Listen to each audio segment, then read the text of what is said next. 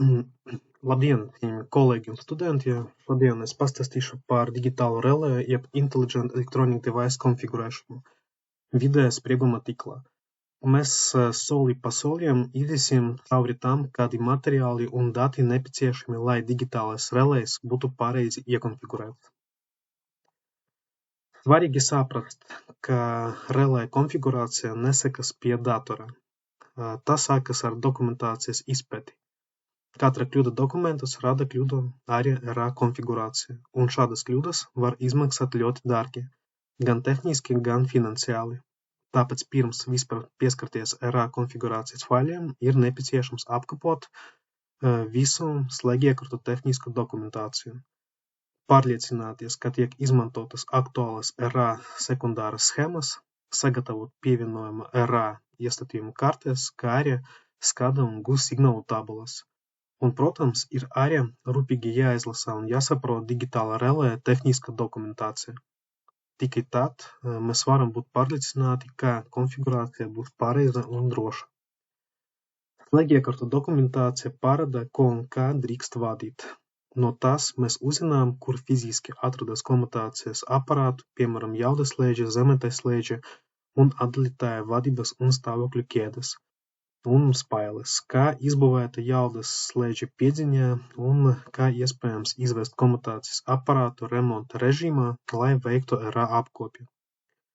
Dokumentācija ir norādīts, kāds aprīkojums ir nepieciešams drošai manuālai vadībai, kā droši atvērt jaudaslēdži vai kabeļu nodalījumu, kā arī, kur atrodas bloķēšanas poles un kā tam piekļūt gadījumā, ja nav operatīva līdzsprieguma. Tāpat dokumentācija ir iekļautas mehāniskas bloķēšanas un komutācijas aparāta stāvokļu blokkontaktu izvietojums. Dokumentācija satur informāciju par kopņu nodalījumu izpildījumu, kas ietekmē kāda veida iespējams izveidot kopņu loka aizsardzību. Piemēram, gāzes izolācijas slēgiekartes, kur kopnis atrodas SF6 gāzē, kopņa loka aizsardzību ar optiskajiem sensoriem vispār nav iespējams izveidot. Un šajā gadījumā faktiski ir iespējams izveidot tikai kabeļa nodalījumu loka aizsardzību. Šeit mēs pārējām uz RA sekundāriem schēmām. Tas ir jebkura digitāla relē pamats. Tieši sekundāras ķēdes nodrošina komutācijas aparātu stāvokļu kontroli, jaudaslēdžu ieslēgšanas un atslēgšanas komandu izpildi, kā arī strāvas un sprieguma mērījumu padošanu relējiem. Sekundāras ķēdes mēs sastapām 4 galvenos elementus – bināra ieeja, DI, bināra izēja, DO, strāvas ieeja un sprieguma ieeja. Retāk sastapāma arī analoga ieeja. Tā tiek izmantota, piemēram, dzeršspoles N-kura fiziskas pozīcijas kontrole, kas ļauj nodrošināt precīzu tīkla kompensācijas režīma uzturēšanu. Attēlā redzama tipiska jaudaslēdža stāvokļa kontroles schēma. 2 bināras ieejas ir savienotas ar jaudaslēdžu 2 neatkarīgiem kontaktiem – normāli atslēgts un normāli ieslēgts. Tas ir svarīgi, jo garantē nepārprotamu slēdžu stāvokļa noteikšanu. Ja abi kontakti ir vienlaikus slēgti vai abi atvērti, tas skaidri norāda, ka ir problēma sekundārai ķēdē vai pašā jaudaslēdža piedziņā. Šajā attēla kreisajā pusē redzam piemēru, kā viens relējs var padot loģisku signālu citiem relējiem. Mūsu gadījumā ievads J01 ar savu izējas kontaktu padot atļauju atējošiem relējiem J02 un J03. Tāda veida atējoša pievienojuma aizsardzība var darboties tikai tad, ja ievads ir devis atļauju. Savukārt attēla labajā pusē ir redzama atlikšanas ķēdes kontroles schēma. Ja atlikšanas pole ir bojāta vai vadam ir pārtraukums, negatīvais potenciāls nenonāk līdz digitālai ieejai un relējs ģenerē RA kļūdas signālu. Šeit kreisajā pusē ir redzams ļoti izplatīts risinājums slēdžu bojājuma aizsardzībai SBA. Ja atējošais jaudaslēdzis neslēdzas bojājuma laikā piedziņas defekta vai atlikšanas poles defekta dēļ, tad pēc noteikta laika J02 relējs aktivizē savu digitālu izēju, kas tiek padots uz J01 relēju, un tas atslēdz bojājumu. Attēla labā puse ir parādīta ārējas atslēgšanas komandas kontrole, izmantojot vienkāršu, bet ļoti efektīvu diodu kontroles principu. Diode ļauj noteikt trip signāla virzienu, vai tā ir saņemta no cita pievienojuma vai cita relē. Tas ļauj pareizi analizēt jaudaslēdža atslēgšanas iemeslu. Šajā attēlā ir parādīta tipiska jaudaslēdža vadības schēma. Atslēgšanas ķēdei ir tikai viens nosacījums. Slēdzis ir ieslēgta stāvoklī un tā normāli atvērtais kontakts ir saslēgts. Ieslēgšanas ķēde papildus slēdža normāli aizvērtajam kontaktam mēs varam sastapt virkni savienotu blokkontaktu. Zemetais slēdža stāvokļa kontaktu, kas nodrošina, ka zemetais slēdzis noteikti ir atslēgts. Kontaktu, kas apliecina, ka piedziņas atspērēs ir uzvilktās un sagatavotas ieslēgšanai. Un bieži arī kontaktu, kas neļauj ieslēgt slēdzi tad, ja vadības rokturīs ir ievietots vadības mehānismā. Blokkontaktu virknes slēgums var būt dažāda izpildījumā, līdz ar to šajā attēlā nav parādīts konkrēts piemērs.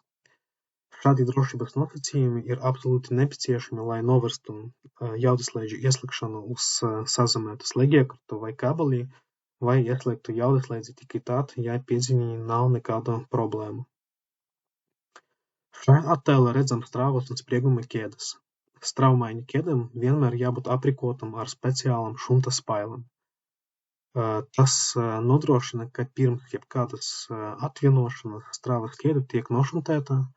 Ja straumaiņa sekundāra ķēde tiktu atvienota bez šuntēšanas, tā varētu rasties bīstami augsts spriegums, un tas var nopietni apdraudēt cilvēku drošību un sabojāt iekartu. Sprieguma ķēdes parasti ir uzstādīts atsevišķs automatslēdzis vai speciālas spailes, kas ļauj droši atvienot spriegumu no relē RA pārbaudes laikā. Tas, ko mēs tikko apskatījām, veido aptuveni 90% no visam tipiskajām RA sekundāra ķēžu kombinācijām, ar kurām jūs varēsiet saskarties praksē. Protams, ir sarežģītākas un specifiskas schēmas, piemēram, tranzīta bloķēšanas ķēdes. Par tām es plānoju izveidot atsevišķu video. Tagad pievērsim uzmanību RA iestatījuma kartām. Tas nosaka, kādas aizsardzības funkcijas konkrētam pievienojumam ir jānodrošina. Tas netiek veidotas nejauši, tas balstās uz 3 svarīgiem faktoriem, kas raksturo gan tīklu, gan konkrētu pievienojumu. Pirmais faktors ir tīkla neitrāls režīms. Vai neitrāla ir izolēta, kompensēta vai mazumīga. No tā ir atkarīga zemeslēguma aizsardzības funkcija izvēlē. Otrais faktors ir pievienojuma funkcija. Vai tas ir ievaslēdzis, sekcijas slēdzis, vienkārši atējošais pievienojums vai arī atējošais pievienojums ar dzerspoli. Atkarība no funkcijas aizsardzībām ir atšķirīgi RA iestatījumi. Un trešais faktors ir transformatoru skaits apakšstācijā. Vai tā ir vientransformatoru vai divtransformatoru apakšstācijā. Šo 3 parametru kombinācija nosaka aizsardzības funkciju komplektu un to konfigurācijas principus. Pareizi izveidota RA iestatījuma karte ir kā recepte. Tā nosaka visu, kas konkrētajam relē ir jādara. Šajā attēlā mēs redzam RA iestatījuma kartes fragmentu piemēru. Šajā konkrētajā gadījumā ir redzams, ka jaudaslēdzim ir nepieciešams konfigurēt 3 maksimālās strāvas aizsardzības pakāpes. Visas šīs pakāpes bojājuma gadījumā ir paredzētas atslēgt jaudaslēdzi un palaist slēdžu bojājuma aizsardzību jeb SBA. Katras pakāpes loma ir nedaudz atšķirīga, piemēram, MSA pirmas pakāpes starta signāls papildus tiek izmantots loģiskas kopļu aizsardzības realizācijai, lai ātri noteiktu un izolētu bojājumu tieši slēgiekartā. MSA otra pakāpe šajā gadījumā ir pātrinājuma pakāpe, normālā režīmā ir atslēgta, taču automātiski tiek ieslēgta darbā uz 2 sekundēm pēc jaudaslēdža ieslēgšanas. Tagad par skata signālu tabulām. Tas nosaka, kuri signāli tiek pārdoti uz RTU, jeb Remote Terminal Unit, kas savukārt šos datus pārraida un apstrādā un pārraida uz skata sistēmu. Dispečeram ir būtiski saņemt pēc iespējas pilnīgu informāciju par tīkla stāvokli. Tas nozīmē komutācijas aparātu stāvokli, strāvas, spriegumi, jaudas mērījumi, kā arī precīza informācija par aizsardzības startiem, trauksmēm un avārijas situācijām, kas radušās gan tīklā, gan pašā RA ierīcē. Protams, arī no skādas sistēmas arī nepieciešams nodrošināt komutācijas aparātu attālinātu vadību.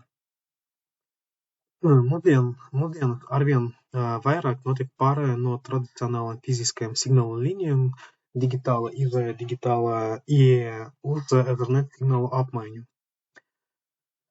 Izmantojot gūst komunikāciju, tas samazina vara kabeļa daudzumu, vienkārši schēmās un pie tam nodrošina ātrāku signālu pārēdi tieši starp relējiem. Šajā slaidā mēs redzam, kā tradicionāls RA sekundāras ķēdes var aizstāt ar gūst tehnoloģiju. Par gūst tehnoloģiju sagatavošu atsevišķu video, bet šeit īsumā par svarīgāko. Gūst komunikācija ļauj relēm savstarpēji apmainīties ar signāliem pa Ethernet tīklu, bez nepieciešamības izmantot reālas varavadus starp relējiem. Relējs var būt gan gūst publisher, tas ir signālu sūtītājs, gan gūst subscriber, signālu saņemējs.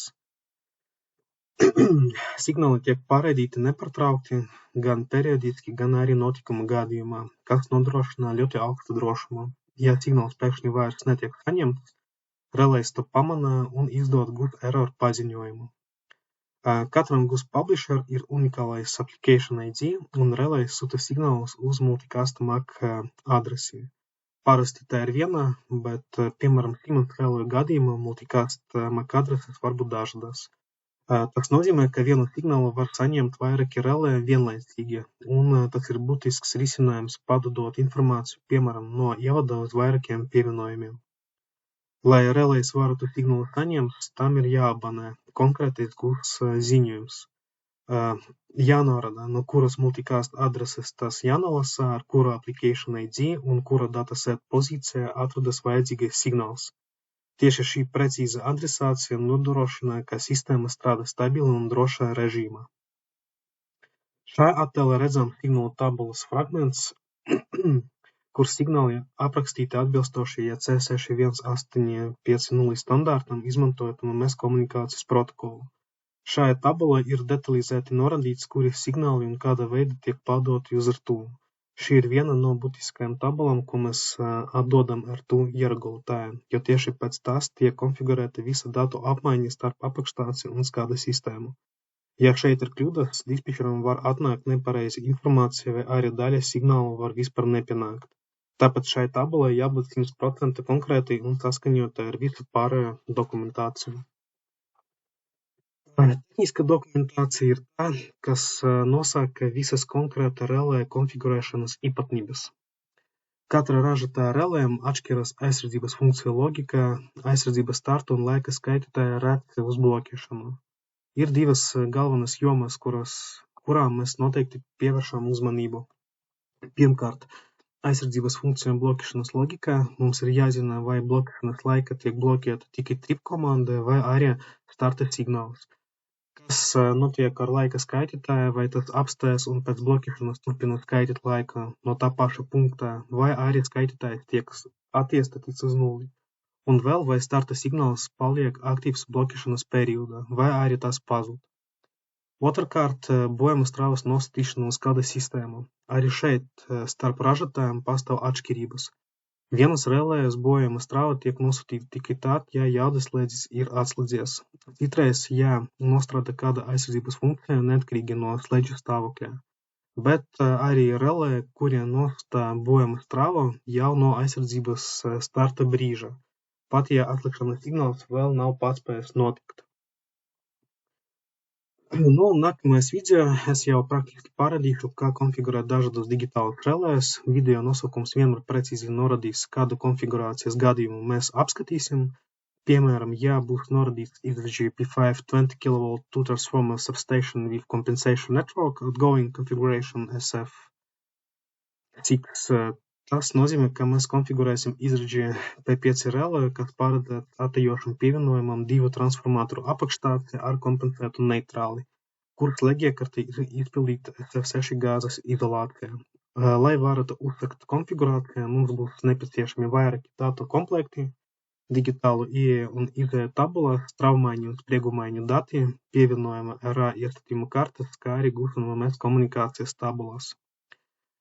Parasti gūs kāda konfigurācija būs veltīts atsevišķais video, jo gūstams kāda komunikācija parasti jāveido vienlaicīgi visiem pievienojumiem, lai nodrošinātu korektu savstarpēju signālu apmaiņu.